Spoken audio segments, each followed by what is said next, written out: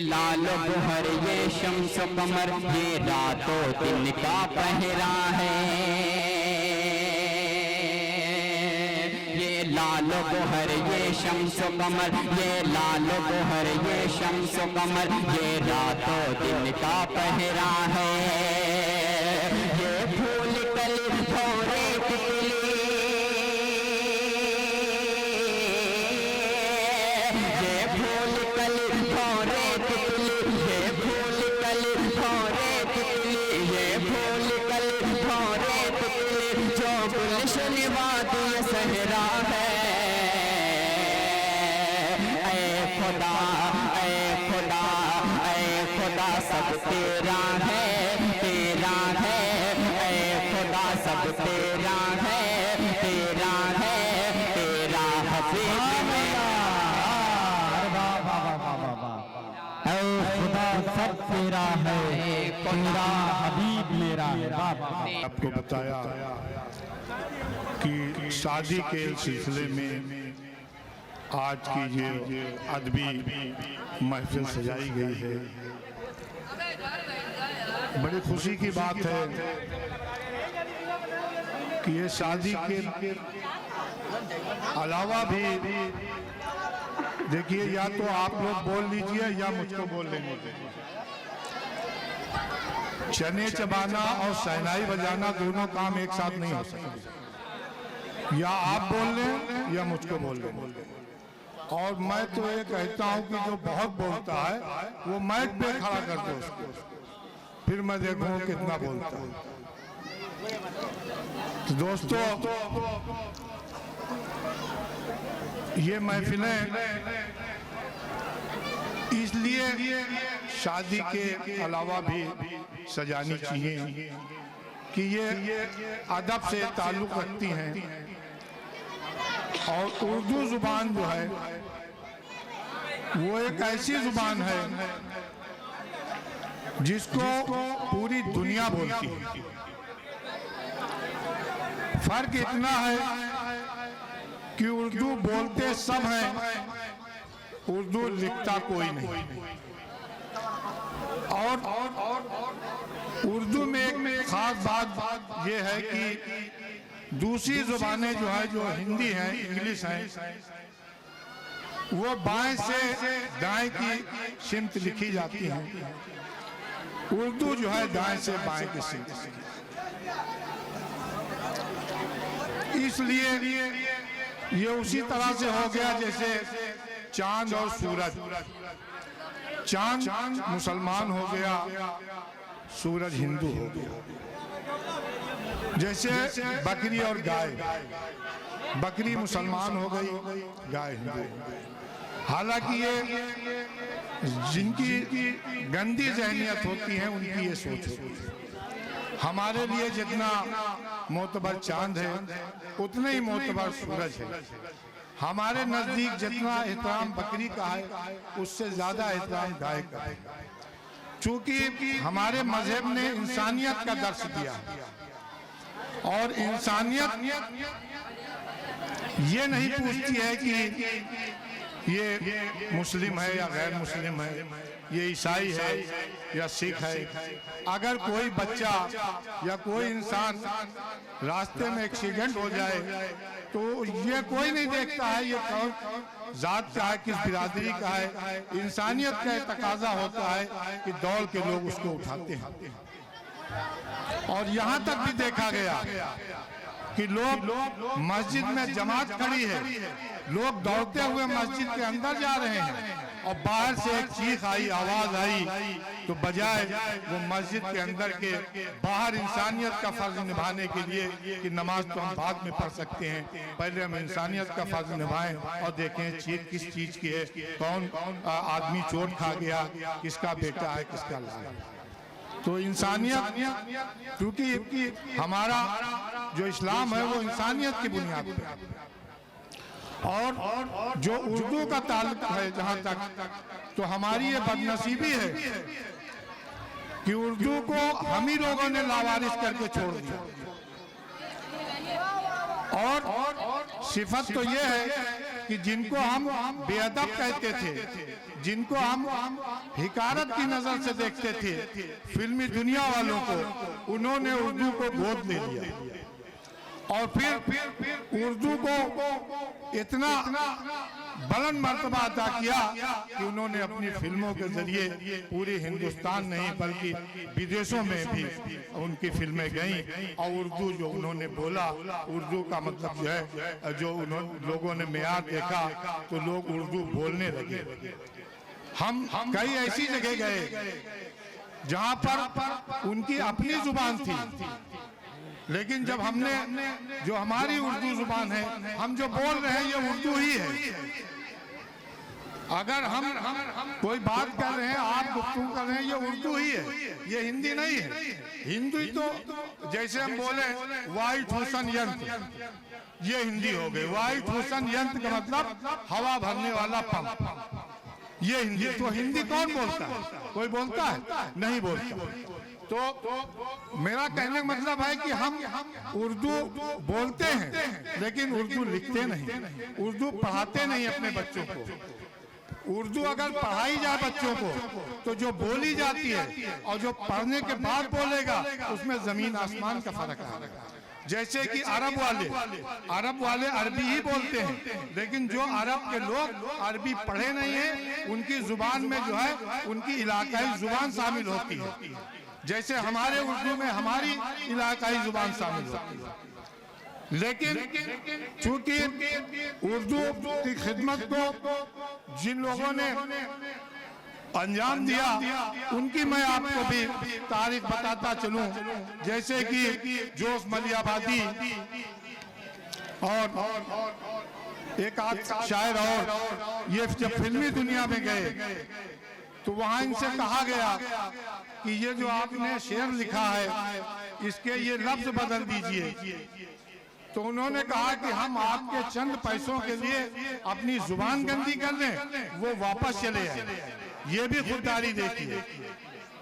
वहीं पर शकील बदायूनी का एक जिक्र है कि जब उन्होंने कलाम लिखा, क्योंकि जो गाने में गाया जाता है कलाम ही होता है, तो उन्होंने जो कलाम लिखा तो उसका मतलब था कि करने दो अगर कत्ताल जहां तलवार की बातें करते हैं, करने दो अगर कत्ताल जहां तलवार की बातें करते हैं, अर्जा नहीं होता उनका लहू जो प्यार की बातें करते हैं।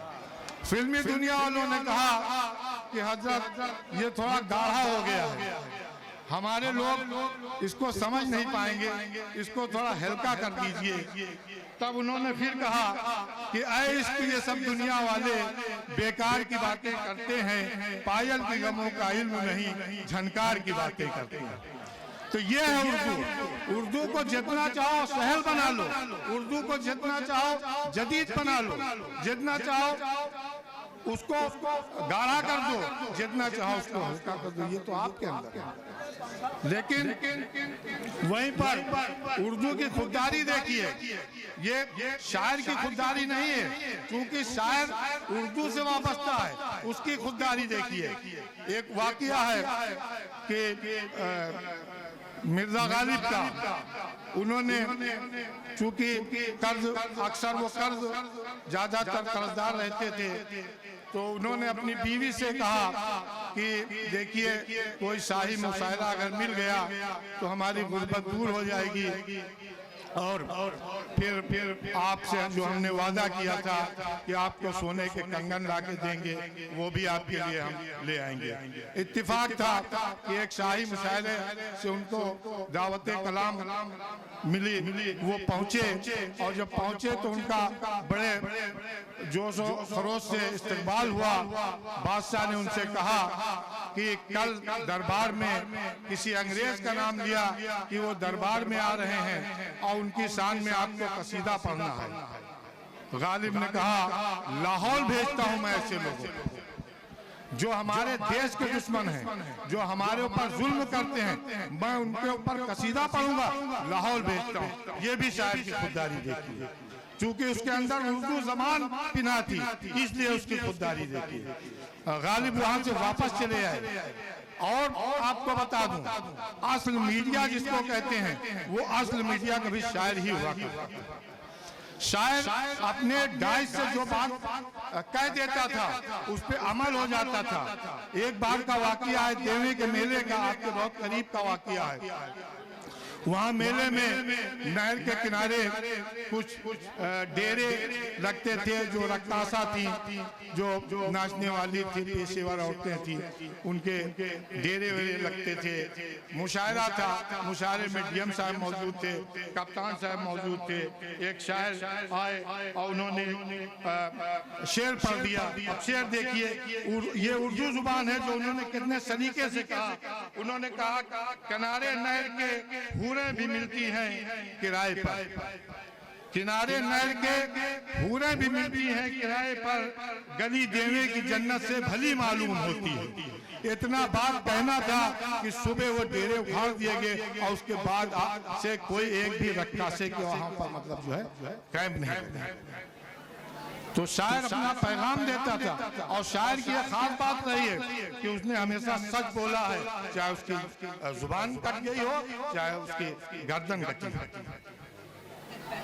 तो मैं अपनी नई नस्लों को ये कहना चाहता हूं कि आप कोई भी जुबान पढ़िए, इंग्लिश पढ़िए, हिंदी पढ़िए, कोई भी जुबान पढ़िए, लेकिन आप उर्दू से भी वाबस्ता रहिए, क्योंकि उर्दू एक ऐसी जुबान है, बहुत लचीली जुबान है।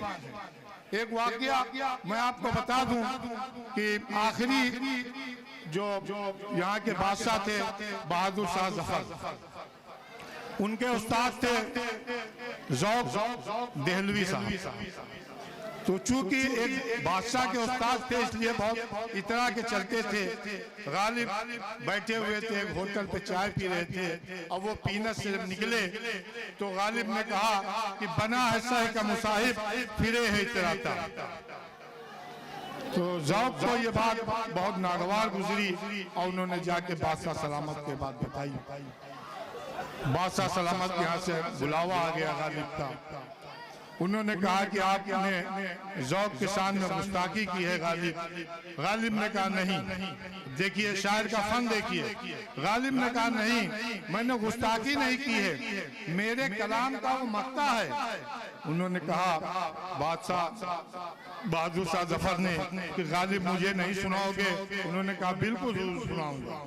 उन्होंने कहा कि बना है सह का मुसाहिब, फिरे है इतराता, वगरना शहर में गालिब की आबरू क्या। देखिए गालिब ने उसको कैसा अपनी तरफ मोड़ दिया।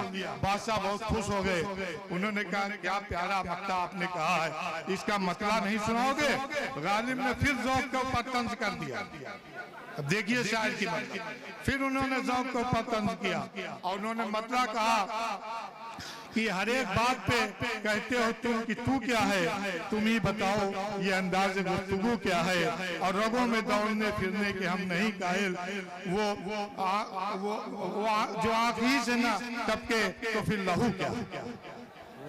तो शायर का मिजाज, शायर की खुददारी, शायर की ईमानदारी, और शायरी हो या कविता हो या बिरहा हो या कोई नाटक ड्रामा हो, बहरहाल सब में एक पैगाम होता है और सबका यही पैगाम होता है कि जालिम की मुखालफत और मजलूम की हिमायत, झूठ की मुखालफत, सच की हिमायत।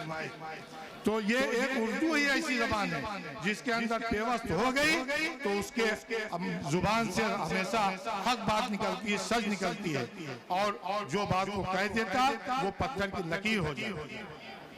यहाँ तक कि एक ब्रिटिश की एक राजकुमारी आई थी हिंदुस्तान घूमने के लिए, तो उन्होंने तमाम यहाँ की तारीखें पढ़ी, तमाम इमारतें देखी, तमाम तरह के देखने के बाद फिर उनको जब ताजमहल दिखाया गया तो ये कहा गया कि लोग इसके ऊपर जान दे देते हैं। कुतुब मीनार दिखाया गया और कहा गया इसके ऊपर लोग जान दे देते हैं। तो मुस्कुराने लगी और कहने लगी कि ताजमहल पर जान देने से क्या होगा, कुतुब मीनार पर जान देने से क्या होगा। ताजमहल की कितनी उम्र है? ताजमहल की ज्यादा से ज्यादा उम्र 1000 हो सकती है, 2000 हो सकती है, 3000 हो सकती है, 4000 हो सकती है, इससे फाजिल नहीं हो सकती। कुतुब मीनार की उम्र इससे ज्यादा नहीं हो सकती। लेकिन अगर मुझे जान देना है तो मैं किसी शायर के शेर पे जान दे दूंगी, इसलिए कि जब तक कयामत नहीं आएगी तब तक शायर का शेर जिंदा रहेगा। बहादुर शाह जफर ने कहा कि लगता नहीं है दिल मेरा उजड़े दयार में, किसकी बनी है हाल में नापायदार में, और उम्र दराज मांग के लाए थे 4 दिन, 2 आरज़ू में कट गए 2 इंतजार। कह दो ये हसरतों से कहीं और जा बसे, इतनी जगह कहाँ है दिले दागदार में, और कितना है बदनसीब जफर दफन के लिए 2 गज जमीन भी न मिली हुए यार। बहुत बहुत शुक्रिया आपकी। बस जो इंतजार है उसकी घड़ियां बस खत्म होने में कुछ ही लम्हे बाकी हैं, और अभी हमारे बीच में हसन मोहद्दर साहब हैं, वो आपसे कुछ गुफ्तगू करेंगे, और उनकी गुफ्तगू खत्म हो उससे पहले मैं समझता हूँ मुशायरे का आगाज हो जाएगा। यहाँ जिसको सदारत करनी है और जिसको मेहमान खुसूसी हैं, बिलाल आपको सब मालूम होगा जमील अख्तर साहब की निजामत है, और जमील अख्तर साहब का नाम मोहताज तारुफ नहीं है, क्योंकि मैं बहुत जगह गया तो मुझसे जमील साहब की तारीफ जब लोगों ने की तो मुझे मुस्कुराहट आई। तो उसने कहा क्यों आप मुस्कुरा कहाँ रहे हो? तो हमने कहा वो हमारे ही जैदपुर का बच्चा है, और वो अभी जवानी पे है, अभी वो जवान हो रहा है। अभी जब उसकी बुलंदी पर वो पहुंचेगा तो वो हिंदुस्तान ही नहीं बल्कि पूरी दुनिया में शोहरत हासिल करेगा और हमारे जैदपुर का नाम रोशन करेगा। मैं इन्हीं के साथ बस आपसे विदा लेता हूँ। शुक्रिया।